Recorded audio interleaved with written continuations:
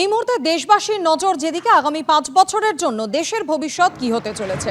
একদিকে বিপুল শরিকি চাপ সামনে দ্রুত সরকার গঠনের তোড়জোড় এবং সেই কারণে আর কিছুক্ষণ পরেই শুরু হবে এনডিএর সংসদীয় দলের বৈঠক। যেমনটা জানা যাচ্ছে সংসদের সেন্ট্রাল হলে আর কিছুক্ষণ পরেই সেই বৈঠকে থাকবে বিজেপি সহ এনডিএর সমস্ত শরিক দল, যেখানে সর্বসম্মতিতে জোটের নেতা নির্বাচন করা হবে।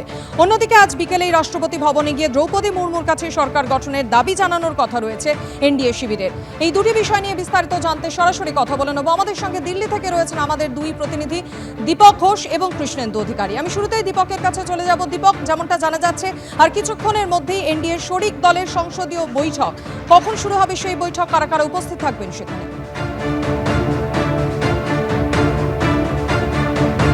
ঠিক 11টার সময় বৈঠক শুরু হবে সংসদের সেন্ট্রাল হলে। এটা একটা ঐতিহাসিক জায়গা, সেন্ট্রাল হল। সংসদের সেন্ট্রাল হলে বৈঠকে সিদ্ধান্ত নেওয়া হবে যে এনডিএর সংসদীয় দলের নেতা কে। ইতিমধ্যে ব্যাপারে সিদ্ধান্ত হয়েও গেছে যে সংসদীয় দলের নেতা হিসেবে নির্বাচন করা হবে নরেন্দ্র মোদীকে। আমাদের সংসদীয় গণতান্ত্রিক ব্যবস্থার এটা হচ্ছে রীতি।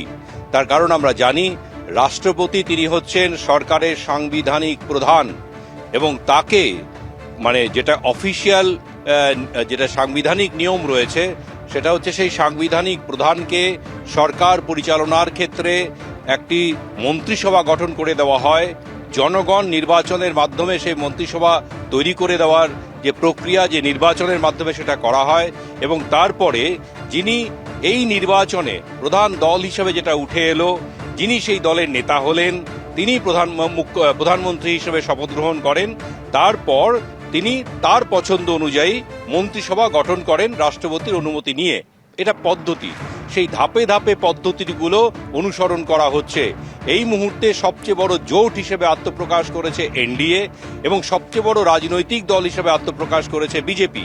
যদিও যে সংসদের মোট আসন সংখ্যার অর্ধেকের বেশি আসন পেতে হয়, 272 সেই সংখ্যা ছুঁতে পারেনি বিজেপি, কিন্তু জোট হিসেবে এনডিএ হিসেবে তারা 293টি আসন পেয়ে সেই ম্যাজিক ফিগার তাদের করায়ত্ত রয়েছে। সুতরাং এখন এনডিএ বৈঠকে বসে তাদের সংসদীয় দলের নেতা হিসেবে প্রধানমন্ত্রী নেতা হিসেবে নরেন্দ্র মোদীকে নির্বাচন করার পরে নরেন্দ্র মোদী এই যে 293 জন উপস্থিত থাকবেন, নরেন্দ্র মোদী সহ যে 292 জনের স্বাক্ষর সংবলিত যে আবেদনপত্র, যে সরকার গঠনের জন্য দাবিপত্র, সেটা তিনি রাষ্ট্রপতির কাছে গিয়ে আজকে পেশ করবেন বিকেল 5টার সময়।